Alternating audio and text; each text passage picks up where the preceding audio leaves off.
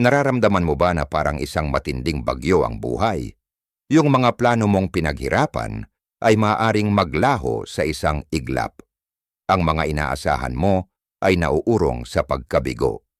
At yung mga hindi matukoy na alalahanin ay patuloy na kinakain ang bawat sandali ng iyong katahimikan. Laban ka ng laban sa magulong mundo. Pilit mo mang kontrolin ang lahat. Pero parang mas dumidiin ang pagkakahawak mo. Mas maraming bagay ang dumadaan sa iyong mga kamay. Paano kung sabihin ko sa iyo na may ibang daan? Isang landas na hindi ka ilalayo sa mga pagsubok, kundi tuturuan ka kung paano harapin ito ng may kalmado at tibay. Ang landas na ito ay Stoicism, isang sinaunang pilosopiya na patuloy na nagbibigay liwanag sa makabagong mundo. Hindi ipinapangako ng Stoicism na magiging mas madali ang buhay, pero gagawin ka nitong mas malakas. Hindi nito babaguhin ang mundo sa paligid mo, pero babaguhin nito ang pananaw mo sa mundo.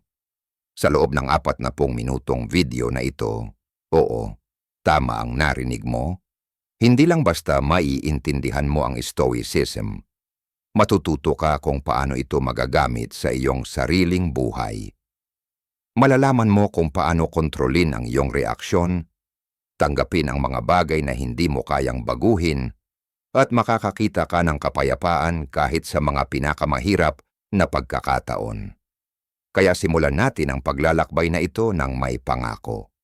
Kung handa kang tuklasin ang bagong pananaw sa buhay, magkomento ng "Handa na ako." Hayaan mong gabayan ka ng Stoicism patungo sa mental na kalayaan na matagal mo nang hinahanap. Batas numero 1. Hindi mo kayang kontrolin ang lahat, pero kaya mong kontrolin ang iyong mga reaksyon. Isipin mo na lang ang isang pagkakataon kung saan pilit mong pinilit kontrolin ang isang tao o sitwasyon para magkasya sa iyong pangangailangan. Naging ayon ba sa iyong inaasahan? Kung hindi, ano ang dahilan?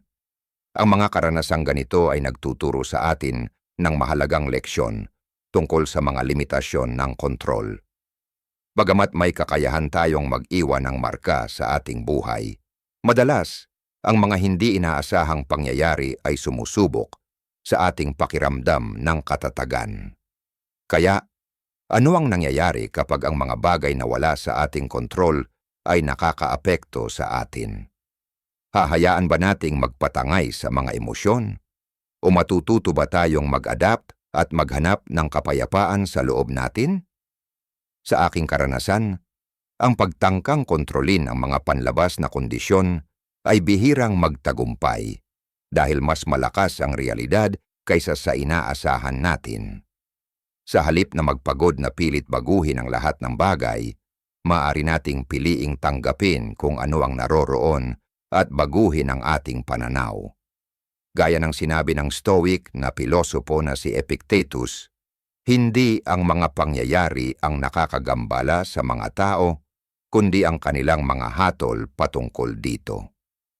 Ang makapangyarihang ideyang ito ay nagpapalala sa atin na ang ating mga emosyon ay hindi nagmumula sa mga pangyayari mismo, kundi sa kung paano natin ito binibigyan ng kahulugan. Ang totoo, maraming aspeto ng buhay ang hindi natin hawak, maging ang panahon, mga hindi inaasahang pagsubok, o ang mga kilos ng iba. Ngunit may isang bagay na laging nasa ating kontrol, ang ating mga reaksyon. Sinulat ni Marcus Aurelius, ang emperador ng Roma at Stoic na pilosopong, ang hadlang sa pagkilos ay nagpapalago ng pagkilos. Ang nakaharang ay nagiging daan. Ibig sabihin, ang mga paghihirap ay hindi lang mga balakid. Mga oportunidad din ito upang magtamo tayo ng pasensya, tibay at karunungan. Halimbawa, kapag tayo ay nahaharap sa isang hindi makatarungan o masakit na sitwasyon, maaari tayong mag-react na may galit at panghihinayang, o maaari nating tanggapin ang pagkakataon, matuto mula dito, at maghanap ng paraan upang mag-grow. Ang pagbabago ng pananaw na ito ay nagpapahintulot sa atin na manatiling kalmado, maiwasan ang hindi kailangang emosyonal na sakit, at gumawa ng mas matalinong mga desisyon. Hindi hinihingi ng stoicism na maging walang pakiramdam o manhid tayo. Sa halip, tinuturuan tayo nitong pahalagahan ang mga bagay na kaya nating kontrolin at bitawan ang mga hindi natin kayang baguhin. Ang pagsasanay na ito ay nakakatulong na mabawasan ang stress, magpataas ng kapayapaan, at tumulong sa ating personal na pag-unlad. Isaalang-alang ang kwento ni Thomas na biglaang nawalan ng trabaho. Sa una maaaring nakaramdam siya ng pagkalito at kalungkutan, parang nawalan ng saysay ang lahat ng kanyang pagsisikap. Ngunit sa mga sandaling iyon, maaari ring piliin ni Thomas na tingnan ang sitwasyon bilang isang pagkakataon upang muling tuklasin ang sarili, maghanap ng bagong landas, o sundan ang mga pangarap na matagal na niyang nais. Ang pagkakaiba ay hindi nasa pagiging tinanggal sa trabaho, kundi sa kung paano tumugon si Thomas dito. Maaari siyang malugmok sa negatibidad o maaari niyang matutunan na gamitin ang kanyang kapangyarihan upang hubugin ang hinaharap. Isang matalinong desisyon ang maaring magbago ng lahat. Ito ang lakas ng pagkakaroon ng kontrol sa ating reaksyon. Hindi natin kayang kontrolin ang mga pangyayari, pero palagi nating kayang piliin ang ating reaksyon. Kaya, kapag naharap ka sa isang hamon, tanungin ang sarili mo, kaya ko bang kontrolin ito? Kung ang sagot ay hindi, bakit mo hahayaan na lamunin ka nito ng pagkabahala? Ang pagbitaw sa mga bagay na wala sa iyong kontrol ay magdudulot ng kalinawan at kapayapaan. Magsanay ng pagmumuni sa mga sandali ng stress. Tanungin ang sarili, pilit ko bang kinokontrol ang mga bagay na hindi ko kayang baguhin? Kung oo, paalalahanan ang sarili na magpatawad at ituon ang pansin sa iyong reaksyon. Ang iyong mga emosyon at iniisip ay madalas ang tanging bagay na talagang hawak mo. Ang Stoic na pilosopiya ay nag-aalok ng malalim na pananaw kung paano natin haharapin ang buhay, hindi ng may takot at inis, kundi ng may pasensya, kalinawan at lakas. Hindi laging ayon sa plano ang buhay, ngunit matututo tayong salubungin ang realidad ng may malasakit at tapang. Ang karunungang ito ay hindi lang naaangkop sa ating personal na buhay, kundi pati na rin sa trabaho, relasyon, at anumang hamon na ating kinahaharap. Ngunit baka may mas malalim pa tayong matutunan. Marahil may isang prinsipyo na magpapalalim pa ng ating pag-unawa sa buhay at magbibigay sa atin ng higit na lakas sa pagharap sa mga pagsubok ng buhay. Isa sa mga pinakamakapangyarihang aral ng Stoicism ay ang pagsasama ng kamalayan sa kalikasan ng pagbabago ng buhay at ang kakayahang pamahalaan ng ating mindset. Sa kanilang kombinasyon, nabubuksan ang isang bagong paraan ng pananaw sa mundo at pagharap sa bawat hamon ng may bagong perspektibo. Magpatuloy tayo sa pagtuklas kung paano ang mindset na ito ay makakatulong sa iyo na baguhin ang iyong pagtingin sa buhay at matutunan kung paano humarap sa bawat pagsubok. Batas numero 2, ang pagninilay tungkol sa kamatayan ay makakatulong sa iyong buhay ng mas buo. Paano kung ang pagmumuni tungkol sa kamatayan ay isa sa mga pinakamakapangyarihang paraan upang maramdaman mong mas buhay ka, mas naroroon, at handang samantalahin ang bawat pagkakataon? Bagamat tila kakaiba, maaring ang pagtanggap sa kamatayan ay mahalaga upang mabuhay ng tapat at masigla. Ang kamatayan ay isang paksa na madalas natin iwasan para sa mga halatang dahilan. Nagdudulot ito ng kalungkutan at nagpapaalala sa atin na ang buhay ay panandalian lamang.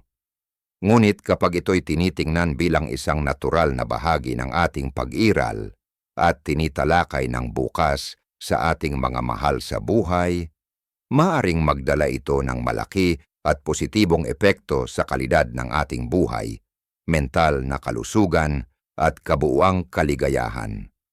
Bagamat hindi komportable, ang pagmumuni tungkol sa kamatayan ay maaring magsilbing pinakamalakas na motibasyon upang mabuhay ng may kahulugan.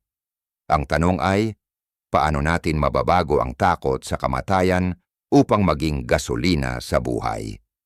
Ang sagot ay nasa pag-unawa na ang mismong realidad ng kamatayan ang nagtutulak sa atin upang mabuhay ng mas malaya. Sa pilosopiyang Stoic, ang konsepto ng memento mori, isang paalala ng ating mortalidad, ay hindi isang mensahe ng takot, kundi isang imbitasyon upang gawing makulay at makulay ang bawat araw. Ang memento mori ay hindi lang para sa mga oras ng krisis, kundi isang bagay na dapat pagnilayan araw-araw, na nagpapaalala sa atin na bawat sandali ay mahalaga. Ang pagtanggap na ang lahat ng bagay ay may wakas ay tumutulong sa atin na magtuon sa mga bagay na talagang karapat-dapat sa ating oras at lakas. Sa kanyang talumpati noong 2005 sa Stanford, sinabi ni Steve Jobs, ang kamatayan ay malamang ang pinakamagandang imbensyon ng buhay. Ito ang ahente ng pagbabago ng buhay. Binanggit ni Jobs na ang pag-alala na siya ay mamamatay balang araw ay tumulong sa kanya na gumawa ng malalaking desisyon sa buhay. Hindi dahil sa takot o kayabangan, kundi mula sa isang malinaw na pananaw. Pinaniniwalaan niyang ang kamatayan ay nag-aalis ng mga panlabas na inaasahan, takot sa kahihiyan, at mga mababaw na alalahanin, at nag-iiwan lamang ng mga bagay na talagang mahalaga. Kapag lubos nating naunawaan ang panandaliang kalikasan ng buhay, ititigil natin ang pagpapahintulot sa mga bagay na walang kabuluhan upang mangibabaw sa atin at magsimula tayong gumawa ng mga desisyon batay sa mga bagay na tunay na mahalaga. Isipin mong itanong ang iyong sarili araw-araw. Kung ito na ang aking huling araw, ano ang gagawin ko? Ang tanong na ito ay nagbabago ng iyong focus mula sa mga abala patungo sa mga bagay na nagbibigay ng kahulugan sa buhay. Sa pagninilay tungkol sa kamatayan, matutuklasan mo ang mga bagay na talagang mahalaga at ititigil mong hayaan na ang mga walang kabuluhang alitan at mababaw na alalahanin ay magdulot ng pagkawala ng iyong panloob na kapayapaan. Sinabi ni Seneca, isang Stoic na pilosopo, hindi ang kakulangan ng oras ang dahilan ng ating maikling buhay, kundi ang ating pagkawala ng oras. Mas marami tayong oras na nasasayang sa mga walang kwentang gawain, mababaw na alalahanin, at hindi produktibong mga ugali na nakakalimutan natin ang kahalagahan ng bawat sandali. Sa halip na mag-focus sa pagpapabuti ng sarili, mga relasyon o makulay na kontribusyon, madalas tayong maligaw sa ingay ng makabagong buhay. Ang payo ni Seneca ay nagpapaalala sa atin na kontrolin ang ating oras, sabihin ang hindi sa mga abala, bigyan ng prioridad ang mga bagay na mahalaga, at pahalagahan ang kahit pinakamaliit na sandali. Kung wala ang kamalayang ito, maaari nating hayaang dumaan ang buhay nang hindi natin lubos na nararamdaman o tinatangkilik. Ang isang makulay na buhay ay hindi nasusukat sa haba nito, kundi sa kasaganaan ng mga karanasang ating natamo.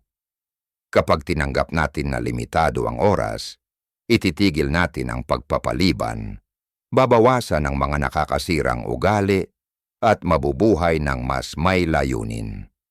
Ang pagmumuni tungkol sa kamatayan ay maaring maging isang makapangyarihang kasangkapan upang tulungan ka na gumawa ng mas magagandang desisyon, harapin ang buhay ng may tapang, at palayain ang sarili mula sa mga takot, pangamba, at inaasahan ng lipunan.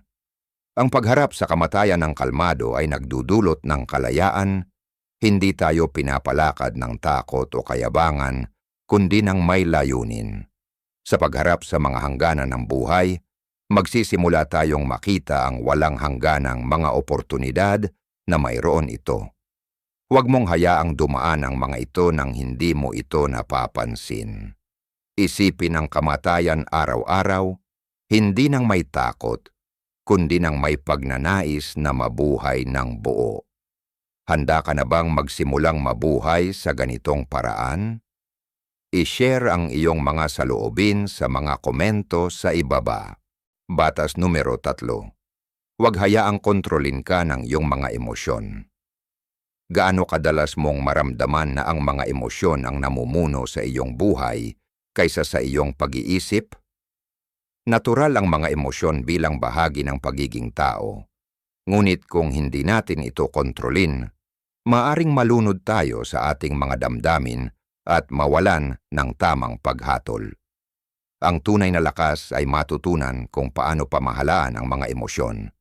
Hindi para pigilin ito, kundi upang makuha ang kontrol. Ang buhay ay puno ng stress at mga hindi inaasahang hamon.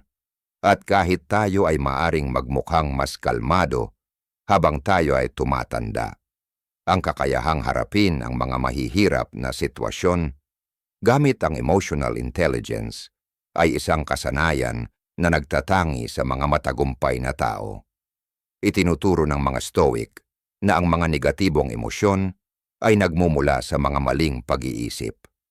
Sa pamamagitan ng pagkontrol sa ating mga iniisip, makakamtan natin ang kapangyarihan sa ating mga emosyon. Sinabi ni Marcus Aurelius, kung ikaw ay nag-aalala dahil sa isang bagay na panlabas, hindi ang bagay mismo ang sanhi ng sakit, kundi ang iyong paghuhusga rito, at ito ay may kapangyarihan kang baguhin anumang oras. Ipinapaalala nito sa atin na hindi tayo kailanman pinipilit na mawalan ng kontrol sa ating sarili. Ang ating mga reaksyon ay atin, at sa katotohanan ito ay matatagpuan ang kalayaan. Ang Stoic na pilosopo na si Epictetus ay nagpahayag din ng parehong ideya. Hindi ang nangyayari sa iyo, kundi ang iyong reaksyon dito ang mahalaga.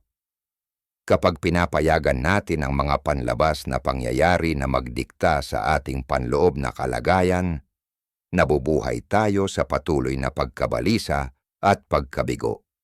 Ngunit kapag nagtuon lamang tayo sa mga bagay na kaya nating kontrolin, ang ating mga iniisip, kilos at reaksyon, makakamtan natin ang kapayapaan ng isipan. Ang pagsasanay ng emotional discipline ay hindi nangangahulugang alisin ang ating mga nararamdaman. Ibig sabihin nito ay ang turuan ang ating sarili na tumugon ng maingat kaysa impulsively. Halimbawa, isipin mo na nakatanggap ka ng isang nakakainis na email na taliwas sa lahat ng progreso na iyong naabot sa isang malaking proyekto. Ang unang reaksyon mo ay maaaring galit, inis, o isang mabilis at emosyonal na sagot. Ngunit ang magpahinga muna, maghintay hanggang umaga, ay makapagbibigay ng kalinawan. Pagkatapos magpahinga, maaari ka pa ring magbigay ng sagot, ngunit sa profesionalismo at tamang pananaw, hindi galit. Ang maliit na desisyon na ito, ang maghintay, ay maaring magpanatili ng mga relasyon at kredibilidad. Ganito rin sa mga mataas na stakes na sitwasyon. Isaalang-alang si Carl, na malalim na nasa isang negosasyong pangnegosyo na tumagal ng 1 taon. Nang biglang umatras ang isang kasosyo mula sa isang pansamantalang kasunduan, hindi agad nag-react si Carl. Sa halip, nagpose siya, binigyan ng oras ang kanyang mga emosyon na humupa, at bumalik kinabukasan ng may malinaw na paghatol na nagresulta sa isang mas magandang deal. Ang kontrol sa emosyon ay hindi lang nagpanatili ng kanyang integridad, kundi pati na rin ng magandang resulta. Ang susi ay turuan ang iyong sarili na mag-pause at tanungin, magmamatagal ba ito sa loob ng 1 linggo, 1 buwan, 1 taon? Ang tanong na ito ay magbabago ng iyong pananaw at makakatulong upang maiwasan ang sobrang reaksyon. Karamihan sa mga bagay na tila mahalaga ngayon ay hindi magiging mahalaga sa hinaharap. Laging magdadala ng pressure ang buhay, sa negosyo, relasyon, at mga pang-araw-araw na interaksyon. Ngunit ang matutunan na maghati ng hakbang bago mag-react ay kung saan nangyayari ang paglago. Wala ni isa sa atin ang perpekto, at lahat tayo ay may mga emosyonal na desisyong pinagsisisihan. Ngunit kapag nakamtan mo ang kontrol sa iyong mga emosyon, hindi ka lang magiging kalmado at matalino, kundi magiging mas malakas at matagumpay din. Ang taong may kontrol sa kanyang emosyon ay hindi madaling matatalo dahil siya ay nakapag-master sa kanyang sarili. Batas numero 4, tanggapin ang lahat ng nangyayari. Hindi natural para sa karamihan sa atin ang tanggapin ang kasalukuyang kalagayan, lalo na sa makabagong lipunan kung saan tayo ay nahubog na labanan ang hindi komportable, kumilos agad, at mangyaring makontrol ang lahat ng bagay. Namumuhay tayo sa isang mundo na puno ng mga kagamitan at teknolohiya na dinisenyo upang mabawasan ang abala at magbigay ng agarang solusyon sa bawat problema. Ngunit kapag tinanggap mo ang nangyayari, hinahayaan mong maganap ang mga bagay ng natural sa halip na pilit itong baguhin o labanan, even sa ating mga isip. Ang konsepto ng Stoic na amor fati, o ang ibig sabihin ay mahalin ang iyong tadhana, ay ipinahayag ng pilosopong si Friedrich Nietzsche. Itinuturo nito sa atin na yakapin ang buhay ng buo, kabilang na ang mga pagsubok at sakit. Sa isang mundong madalas ay bumabalot sa atin ang mga pangyayari na hindi natin kayang kontrolin. Ang pagkatutong tanggapin at mahalin ang ating tadhana ay nagiging mahalaga para sa panloob na kapayapaan at tibay ng loob. Halimbawa, isipin mo na ang iyong mahal na alaga ay biglang nagkasakit. Maaring magulo ang iyong isip, surgery, malalang sakit, o pagkawala. Ngunit sa sandaling iyon, sa halip na mabighani ng takot at pangamba, maaari mong piliing tanggapin ang kasalukuyang kalagayan, yakapin ang lungkot at takot nang hindi ito pinapalakas at ginugulo ang iyong isipan. Ang pagtanggap ay hindi nangangahulugang pagsuko. Ito ay ang pag-root sa katotohanan ng kasalukuyan at pagpili kung paano tutugon. Sa pagsasabi ng, hindi ko kayang baguhin ito ngayon, ngunit kaya kong harapin ito, pinapalaya mo ang bigat ng pagtanggi at binibigyan mo ng puwang ang tamang aksyon. Laging may mga sitwasyon sa buhay na hindi natin kayang kontrolin, trapiko, panahon, sirang tubo, mga mahirap na relasyon o pagkawala ng mahal sa buhay. Ang mga ito ay maaaring magdulot ng kalungkutan, pagka-frustrate o pagkabahala na mga normal na emosyon. Ang tunay na problema ay lumilitaw kapag hinayaan natin ang mga emosyon na ito na magpuno at magdikta sa ating mga aksyon na nagiging sanhi ng hindi epektibo o nakakasirang reaksyon.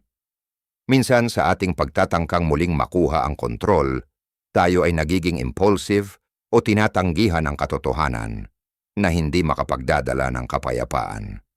Ang tunay na pagtanggap ay ang pagkilala sa masakit na katotohanan ng walang pagtutol at ang pag-unawa na ang mga emosyon ay bahagi ng ating karanasang pantao. Ang amor fati ay hindi naghihikayat sa atin na pigilan ang sakit. Sa halip, iniimbitahan tayo nitong yakapin ito bilang bahagi ng ating paglago. Isang magandang halimbawa nito ay si Viktor Frankl, isang Holocaust survivor at psychiatrist, na sa kabila ng hindi masukat na pagdurusa, pinili niyang magpatuloy at maghanap ng kahulugan kahit na sa mga pinakamatinding pagsubok. Sa kanyang aklat na Man's Search for Meaning, ipinaliwanag niya na bagamat hindi niya kayang baguhin ang kanyang kalagayan, may kapangyarihan siya sa kung paano siya tutugon. Ang pag-iisip na ito ay hindi lamang nakatulong sa kanya upang mabuhay, pinagbago nito ang kanyang pagdurusa at ginawang lakas. Ang kwento ni Frankl ay nagpapaalala sa atin na kahit gaano pa kadilim ang buhay, hawak pa rin natin ang kapangyarihan upang piliin ang ating pananaw. Ang pagtanggap sa lahat ng nangyayari ay hindi nangangahulugang pagsuko sa tadhana o mawalan ng pag-asa. Ito ay nangangahulugang pagkilala sa limitasyon ng ating kontrol at pagtugon sa mga bagay na may karunungan, hindi takot. Kapag tinanggap natin at minahal ang buhay sa lahat ng aspeto nito, kasama na ang mga sakit at hindi tiyak na mga kaganapan, nagkakaroon tayo ng lakas upang lumago, magbago, at kumilos ng mas malinaw. Kaya't tanungin mo ang iyong sarili, kaya mo bang mahalin ang iyong tadhana? May lakas ka bang harapin ang buhay kung paano ito dumarating? Yakapin ang lahat, mabuti man o masama, at tuklasin ang kapayapaan sa pagtanggap na ito. Naway magsilbing simula ito upang tuklasin ang kapangyarihan ng amor fati sa araw-araw na buhay. Batas numero 5. Ang halaga ng pagiging simple at minimalismo sa pag-iisip. Ang minimalismo ay hindi lamang isang pamumuhay, kundi isang pilosopiya na tumutulong sa iyo na linisin ang kalat sa iyong buhay, na nagbibigay daan sa iyo na mag-focus sa mga bagay na tunay na mahalaga at may tunay na halaga. Ang kalat ay maaring lumitaw sa maraming aspeto ng buhay, mula sa pisikal na espasyo hanggang sa isipan, mula sa pang-araw-araw na gawi hanggang sa paraan ng paggawa natin ng mga desisyon. Ang minimalismo ang susi upang alisin ang mga hindi nakikitang alikabok, na tumutulong sa iyo na makita ang landas na nais mong tahakin at ang mga bagay na kinakailangan upang makamit ang iyong mga layunin. Sa isang mundong lalong nagiging magulo at puno ng tukso, ang pagpapanatili ng isang simpleng buhay ay makakatulong sa ating kaluluwa upang makahanap ng kapayapaan at lakas sa loob. Kaya't binigyang diin ng pilosopiyang Stoiko ang kahalagahan ng pagiging simple sa buhay bilang isang landas patungo sa kalayaan at katahimikan. Isa sa mga pangunahing prinsipyo ng Stoicismo ay na mas simple ang buhay, mas magaan ang isipan. Ang pagiging simple ay hindi lamang tumutulong sa pagbawas ng stress, kundi tumutulong din sa atin na mapagtanto na hindi natin kailangan ng marami upang maramdaman ang kaligayahan at kasiyahan. Si Seneca, isa sa mga dakilang Stoic na pilosopo, ay nagsabi, hindi ang taong may kakaunti, kundi ang taong humahanap ng marami ang mahirap. Ang pahayag na ito ay isang malalim na paalala upang hindi hayaan ang mga hangarin at materyal na bagay na kontrolin ang ating buhay. Maaari tayong makahanap ng kaligayahan sa katahimikan at minimalismo, hindi sa paghahabol ng kasikatan, kayamanan at kaplastikan. Sa katunayan, ang pinakamahalagang yaman ay hindi ang mga materyal na bagay na pag-aari natin, kundi ang kakayahang kontrolin ang ating mga hangarin at ang kalayaang hatid nito. Ano ang kalayaang ito? Ito ay ang kalayaan mula sa pagiging tinutulak ng patuloy na paghahangad ng mga panlabas na bagay. Hindi mo kailangan ng lahat ng bagay upang maramdaman ang pagiging buo at malakas. Kailangan mo lamang ang mga bagay na tunay na mahalaga, ang mga bagay na makakatulong sa iyong paglago at magbigay ng makulay at makulay na buhay. Ang pagpapasimple ng buhay ay isang paraan upang alisin ang mga mental na pasanin at bawasan ang pagkabigo at pagkapagod na nagbibigay daan sa iyo upang mag-focus sa mga bagay na tunay na mahalaga, mga tapat na relasyon, mga aktibidad na nagdudulot ng kasiyahan at personal na pag-unlad. Isang magandang halimbawa ng pamumuhay na minimalist ngunit puno ng kasiyahan ay si Warren Buffett, isa sa pinakamayamang tao sa buong mundo. Kahit na nagmamay-ari siya ng bilyon-bilyong dolyar, si Warren Buffett ay naninirahan pa rin sa isang simpleng bahay sa Omaha, Nebraska, kung saan siya nakatira ng mahigit 60 taon. Hindi siya naghahabol ng mga walang kwentang bagay, hindi siya nagmamay-ari ng mamahaling mga kagamitan, at hindi siya namumuhay sa marangyang paraan. Pinili niyang mamuhay ng simple na itinataguyod ang karamihan ng kanyang oras sa gawaing mahal niya at sa mga taong mahalaga sa kanya. Ang kamangha-mangha ay hindi niya ipinagpapalit ang kanyang pamumuhay. Kahit na ang kanyang kayamanan ay maaaring mag-udyok sa maraming tao na maghanap ng kasikatan at luho, hindi niya nararamdaman ang pangangailangang baguhin ang kanyang pamumuhay upang makasunod sa mga inaasahan ng lipunan. Ang kanyang pamumuhay ay nagbigay inspirasyon sa marami, na nagpapaalala sa atin na ang tunay na yaman ay hindi nasusukat sa kung ano ang pag-aari natin, kundi sa kung ano ang itinuturing nating tunay na mahalaga sa buhay. Ang paraan ng pamumuhay niya ay nagpapakita ng isang mahalagang katotohanan. Hindi ito tungkol sa kung gaano karaming ari-arian ang mayroon ka, kundi kung gaano karami ang kailangan mo upang maramdaman ang kasiyahan. Ang pagpapalaya sa mga hindi kinakailangang bagay ay hindi lamang tumutulong sa pag-save ng oras at pera, kundi nagdudulot din ng isang payapang buhay na hindi tinatablan ng mga panlabas na abala. Sa isang mundong puno ng mga tukso at marangyang kagamitan, ang pagiging simple na pinili ni Warren Buffett ay nagiging isang mahalagang aral sa tunay na kasiyahan at kaligayahan.